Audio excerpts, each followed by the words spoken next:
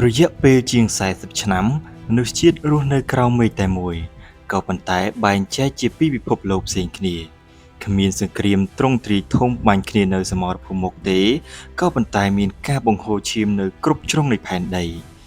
នេះគឺជាសង្គ្រាមត្រជាក់ពាក្យដែលលោក George Orwell បានប្រើតាំងពីឆ្នាំ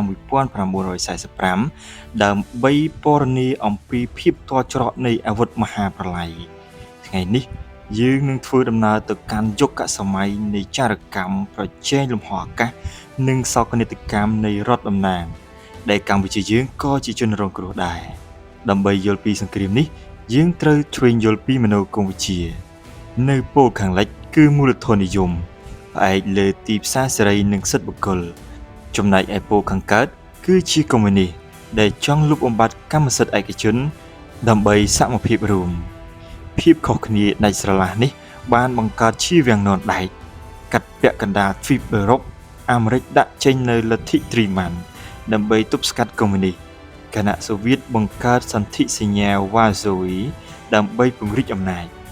ពិភពលោកលែងមានពណ៌ប្រផេះទៀតហើយគឺមានតែពណ៌សឬពណ៌ខ្មៅ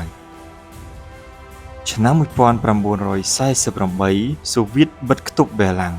បង្អត់អាហារមនុស្សរាប់លាននាក់ពិភពលោកភ្ញាក់ផ្អើលនឹងការដឹកជញ្ជូនអាហារតាមអាកាសដ៏ធំបំផុតក្នុងប្រវត្តិសាស្ត្រប៉ុន្តែគ្រោះថ្នាក់បំផុតគឺវិបត្តិមីស៊ីលនៅគុយបាឆ្នាំ1962រយៈពេល13ថ្ងៃដែលមេដឹកនាំអាមេរិកនិងសូវៀតសម្លឹងមុខគ្នាដោយម្រាមដៃដាក់លើប៊ូតុងនុយក្លេអ៊ែរតើពួកគេបានចរចាគ្នាយ៉ាងណាដើម្បីសង្គ្រោះពិភពលោក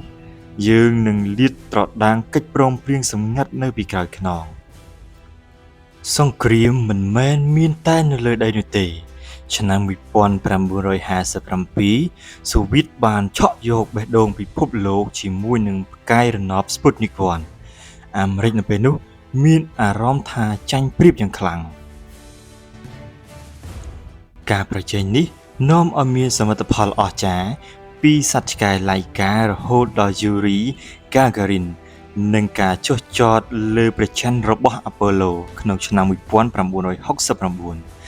ក៏ប៉ុន្តែនៅពីក្រោយភាពអស្ចារ្យគឺការផលិតមីស៊ីលអន្តរទ្វីបដែលអាចកំទេចផែនដីបានរាប់រយដង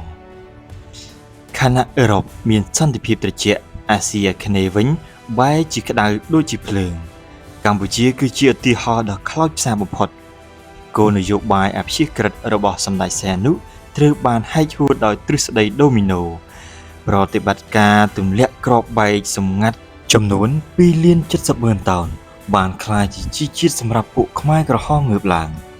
មហិច្ឆតាមហាអស្ចារ្យបានរុញច្រានកម្ពុជាទៅរករបបវាលពិឃាតដែលបានសម្លាប់មនុស្សជិត2 លាននាក់សូម្បីតែក្រោយឆ្នាំ1979សង្គ្រាមស៊ីវិលនៅតែបន្តដោយសារតែភាគីនីមួយៗសុទ្ធតែមានមហាអំណាចនៅពីក្រោយខ្នងពន្លឺសន្តិភាពបានរះឡើងនៅពេលសង្គ្រាមត្រជាក់ចាប់ផ្ដើមចុះត្រជាក់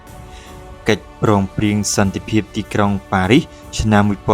1991មិនមែនកើតឡើងដោយចៃដន្យនោះទេប៉ុន្តែវាជាលទ្ធផលនៃការប្រែប្រួលយុទ្ធសាស្ត្រសកលវត្តមានអ៊ុនតាក់បានក្លាយជាបេសកកម្មអង្គការសហប្រជាជាតិដ៏ធំបំផុតមួយដើម្បីនាំកម្ពុជាត្រឡប់មកក្នុងពិភពលោកវិញ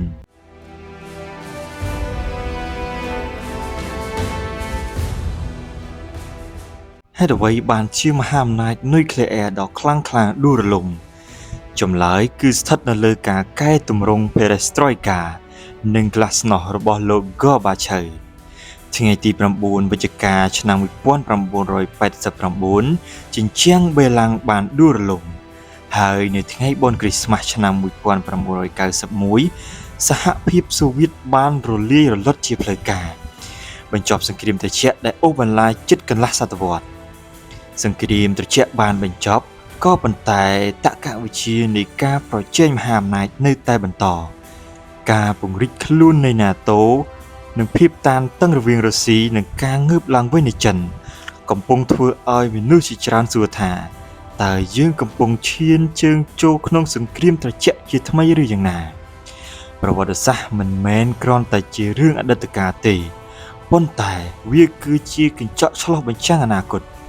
ការយល់ដឹងកំហុសក្នុងអតីតកាលគឺជាមធ្យោបាយតែមួយគត់ដើម្បីសង្គ្រោះអនាគត